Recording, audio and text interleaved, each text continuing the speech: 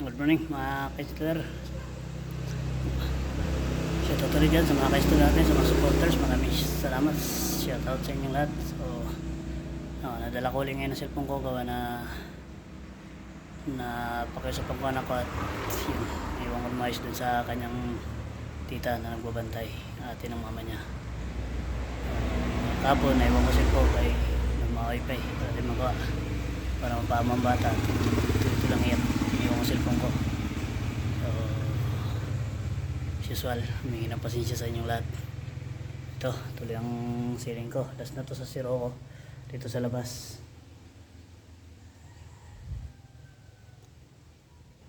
Yan.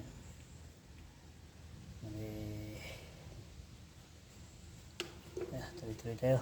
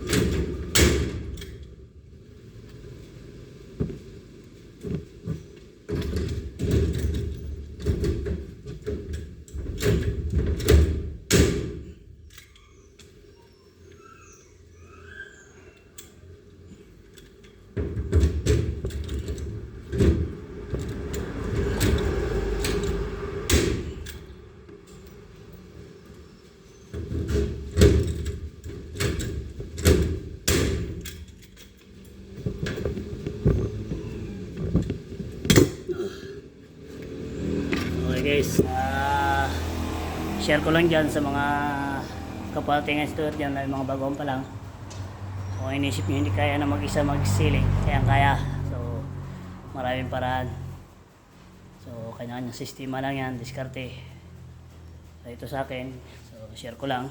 Bawa lang ako ng nagkaroon kami ng 8 feet mahigit na 8.5 na feet na si Parlens. Yung ginawa ko, nilagyan ko lang 3 balagbag na metal paring, and then ito may tukod ako. So napakasimple lang yan guys, dapat yan.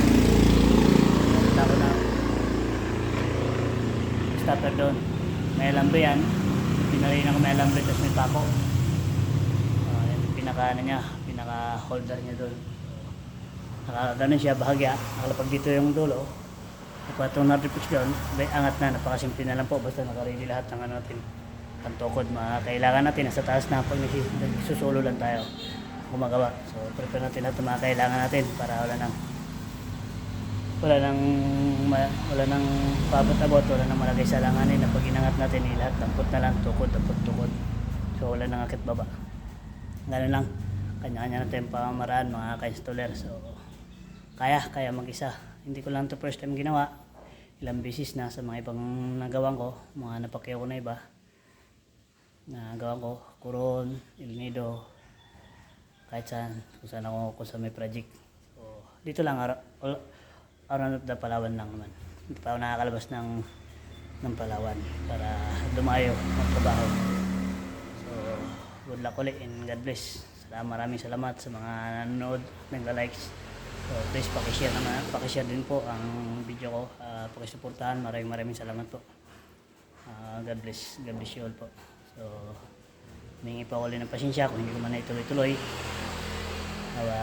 Mahirap talaga pag single parent, wala yung partner, hindi kasama ang partner, nagtrabaho sa malayo, umalis. So, hindi natin alam kung kailan babalik yun o kung babalik pa ba. So, ano lang ang buhay. Pero kaya naman.